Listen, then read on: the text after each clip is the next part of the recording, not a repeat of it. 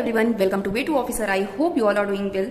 सो आज मैं आपके सामने लेकर आई हूँ 1 मंथ स्ट्रेटेजी। अगर आपने अपना टाइम वेस्ट कर दिया है, अभी तक आपने कुछ भी पढ़ाई नहीं की है, आपको पता है अगर आप RRB PO and RRB clerk को टारगेट कर रहे हो, आपके पास पूरा 1 महीना है अभी, क्योंकि आपके जो प्रीलिम्स एग्जाम होने वाले हैं वो आपके अगस्त से स्टार्ट होंगे, राइट। तो अगस्त के फर्स्ट वीक से आपका स्टार्ट होने वाला है प्रीलिम्स का एग्जाम। आपके पास पूरा 1 महीना जुलाई का बचता है, जिसमें आप फुल फ्लेज प्रिपरेशन कर सकते हो, बिल्कुल अच्छे से कर सकते हो। बट उसको करना कैसे है, एक स्ट्रेटजी कैसे बनानी है जो इफेक्टिव हो, कम टाइम में हम ज्यादा से ज्यादा चीजें सीख सकें, जो हमारी कमियां हैं उसको इंप्रूव कर सकें, एक पूरा सेल्फ एनालिसिस, वो पूरा मिरर हमारे सामने हो कि हाँ हम क्या थे कल और आज क्या है, वो चीज आपको इंप्रूव करना बहुत जरूरी है ताकि आपको पता चल सके। वो चेक लिस्ट आपके पास होना बहुत जरूरी है। तो आइए स्टार्ट करते हैं इस वीडियो को। स्टार्ट करने से पहले मैं आपको मॉक टेस्ट के बारे में बताना चाहती हूँ, टेक्स्ट बुक के, स्पेशली जो बिगनर्स हैं, क्योंकि इस टाइम काफी अच्छा ऑफर आया है, फ्लैश सेल चल रहा है 24 आवर्स के लिए। यहाँ पर आपको ईयरली टेक्स्ट बुक का पास 360 में मिल रहा है, प्लस अगर आप मेरा कूपन कोड वेट 10 यूज करोगे तो आपको एक्स्ट्रा 10% का डिस्काउंट मिल जाएगा, जो कि काफी अच्छा है, काफी अफोर्डेबल है। और सबसे अच्छी चीज क्या है, आप प्रिपरेशन कर रहे हो, आपको बहुत सारे टेस्ट की जरूरत होती है, बहुत सारे क्वेश्चंस की जरूरत होती है, जहां पर आप चीजों को डे बाय डे सीख सको, क्वेश्चंस लगा सको, प्लस उसकी एनालिसिस जो होती है वो बहुत जरूरी होती है। क्योंकि जब हम बिगनर होते हैं, हमें पता नहीं होता कि इस क्वेश्चन को करना कैसे है, कौन सा मेथड होगा, कहाँ पर कौन से रूल्स अप्लाई किए गए हैं। टेक्स्ट बुक का सॉल्यूशन सबसे बेस्ट होता है। मुझे जितने मॉक्स मैंने अभी तक दिए हैं, सबसे बेस्ट मुझे सॉल्यूशन की अगर बात की जाए तो टेक्स्ट बुक की लगती है। एक क्वेश्चन आप करोगे, 5 क्वेश्चन के आंसर आपके मिल जाएंगे, काफी अच्छी क्लैरिटी आ जाएगी आपके दिमाग में। अगर प्रिपरेशन स्टार्ट करना है, एक लेवल आपको मेंटेन करना है, तैयार करना है अपना बेस, टेक्स्ट बुक आप जरूर परचेस करिए, मॉक टेस्ट। मैं इसका लिंक आपको डिस्क्रिप्शन बॉक्स में दे रही हूँ, वहां से आपको सारी चीजें मिल जाएंगी। सो ये 1 मंथ स्ट्रेटेजी मैंने बनाई हुई है, मैंने पूरा का पूरा टाइम टेबल आप लोग के लिए बनाया हुआ है कि किस तरीके से सेल्फ एनालिसिस करना है, किस तरीके से चीजों को जानना है कि हम किस तरीके से इंप्रूव कर रहे हैं और कितना कर रहे हैं और अभी कितनी जरूरत है। सबसे पहले जो 1 महीना आपके पास जुलाई का होने वाला है, उसमें आपको किस तरीके से करना है, कुछ चीजें अपने दिमाग में रखिए। आपको डेली फुल मॉक देना है, आप एक भी दिन गैप नहीं कर सकते, आपको डेली फुल मॉक देना है, प्री का 1 घंटे का। उसके अलावा आप जो भी मॉक देना चाहते हो, बुक से प्रैक्टिस करना चाहते हो, मेंस देना चाहते हो, it's totally up to you, but daily एक फुल मॉक आपको देना है। प्री का 1 घंटे का मॉक होता है। दूसरा है उसकी एनालिसिस अच्छे से करनी है। बहुत सारे लोग ऐसे होते हैं जो मॉक तो डेली देते हैं, कम से कम 2-3 तक दे लेते हैं वो लोग, बट एनालिसिस अच्छे से नहीं करते हैं, जिसकी वजह से कुछ कमियां रह जाती हैं और हमें अपनी कमियां नहीं पता चलती कि हमें इंप्रूव किस एरिया पर करना है। तो अगर आपका मॉक 1 घंटे का है, आपकी एनालिसिस कम से कम 2 घंटे की होनी चाहिए। आपको डिटेल में एक क्वेश्चंस को समझना है कि उसका मेथड क्या था, आपने कौन सा मेथड अप्लाई किया है।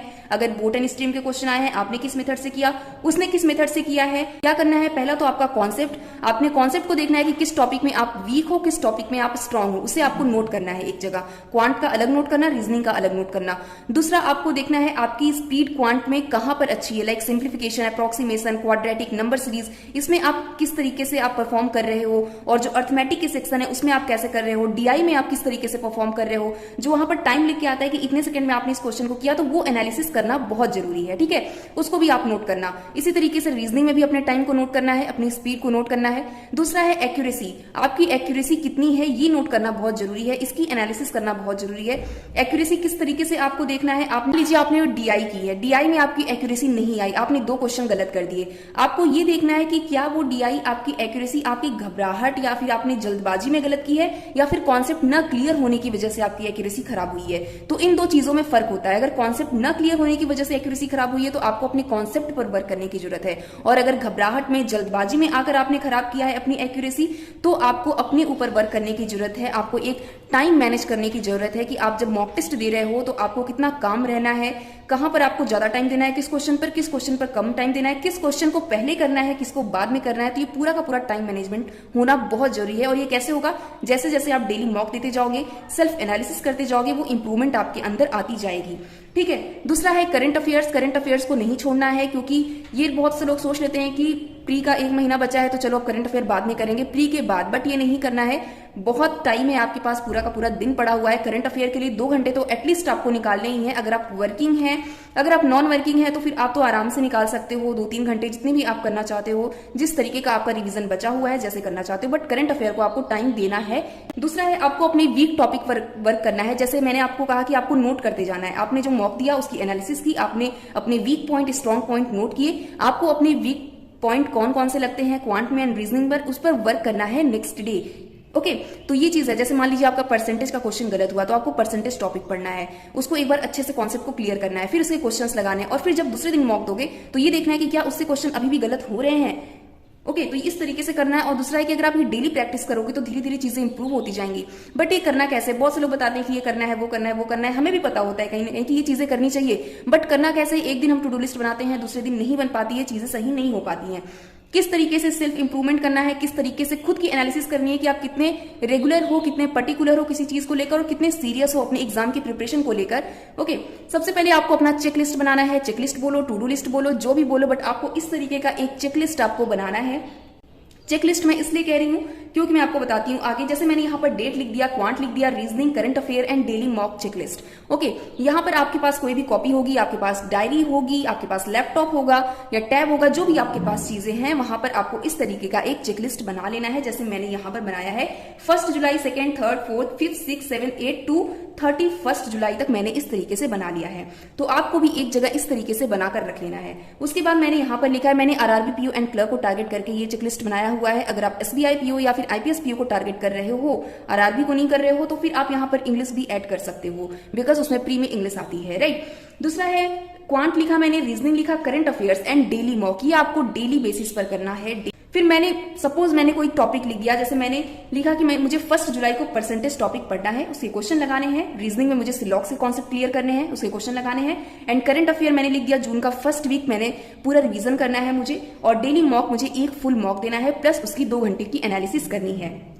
अब आपने पूरे दिन 1 जुलाई को आपने पूरे दिन अपना सारा to do list strategy follow की।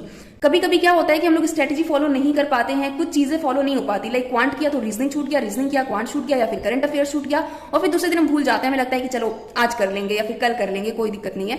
बट वो चीज हमें पता नहीं चल पाती कि हम कितने लापरवाह हैं या फिर कितनी चीजें हमसे छूटती जा रही हैं, हम कितने अपनी पढ़ाई को लेकर सीरियस नहीं है। तो ये कैसे पता करना है कि जब आप सोने जाते हो तो वहां पर आपको दूसरे दिन का टू डू लिस्ट बनाना होता है। जैसे 2 जुलाई का आपको बनाना होगा रात में कि आपको क्या क्या चीजें कल पढ़नी है, और वहीं पर खुद की एनालिसिस अब आपको करना है। मान लीजिए आपने परसेंटेज टॉपिक आज पढ़ा, अगर आपने कंप्लीट कर लिया, आपने पढ़ लिया अच्छे से, आपने कॉन्सेप्ट पढ़ लिए हैं, तो आपको यहाँ पर टिक कर देना है। ओके आपने सिलॉक्स पढ़ा, मान लीजिए आपने सिलॉक्स पढ़ लिया अच्छे से, उसके कॉन्सेप्ट आपके रिवाइज हो गए, क्लियर हो गए, आपको सिलॉक्स पर टिक कर देना है।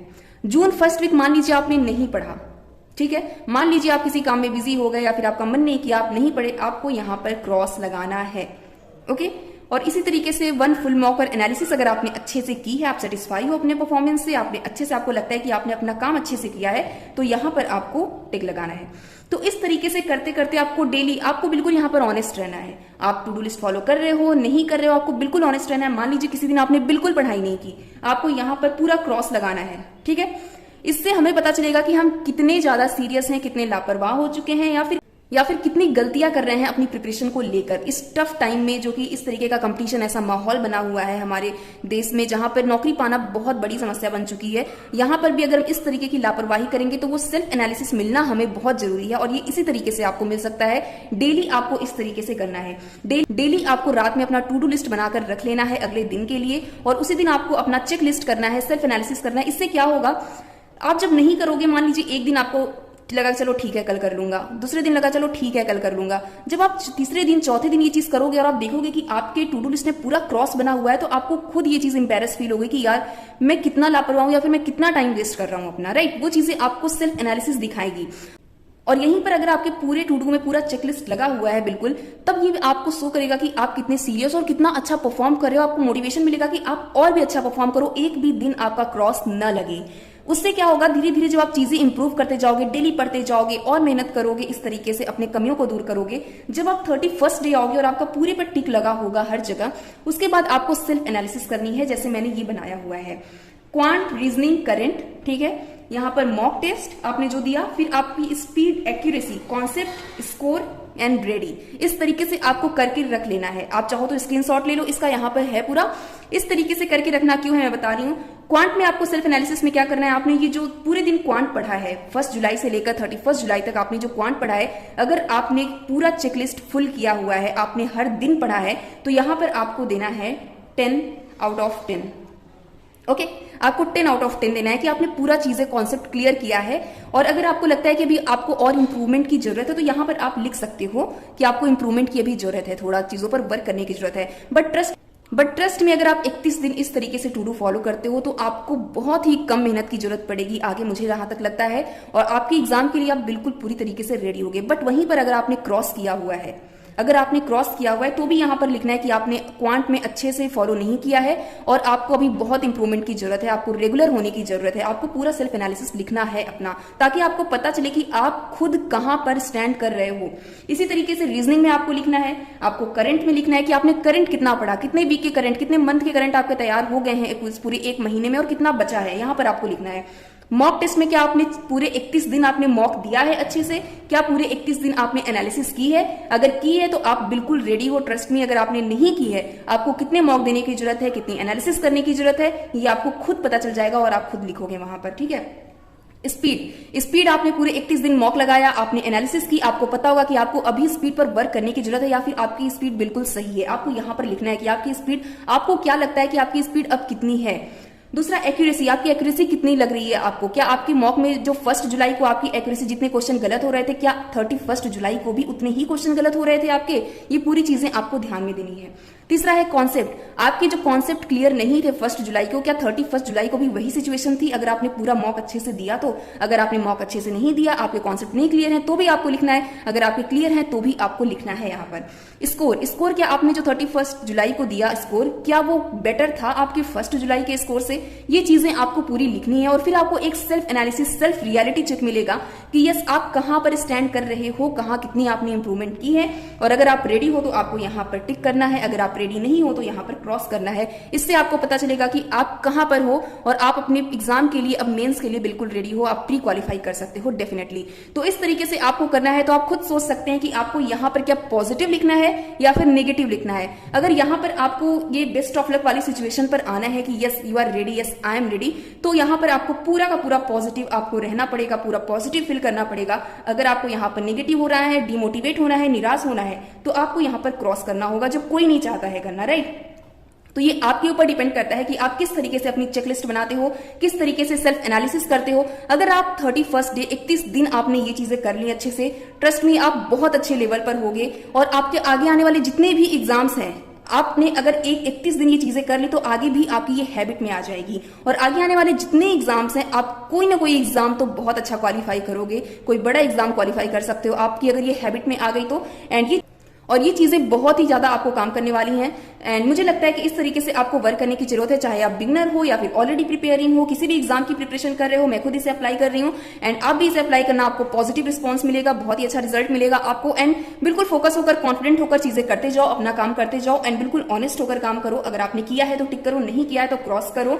आपको उस रियलिटी चेक मिलना बहुत जरूरी है, ठीक है। बस इसी तरीके से प्रिपरेशन करते रहिए। आई होप आपका प्रिपरेशन अच्छा जाएगा आगे एंड मिलते हैं नेक्स्ट वीडियो में एक अच्छी इन्फॉर्मेशन के साथ। तब तक अपना ख्याल रखिए, खुश रहिए, बेस्ट ऑफ लक।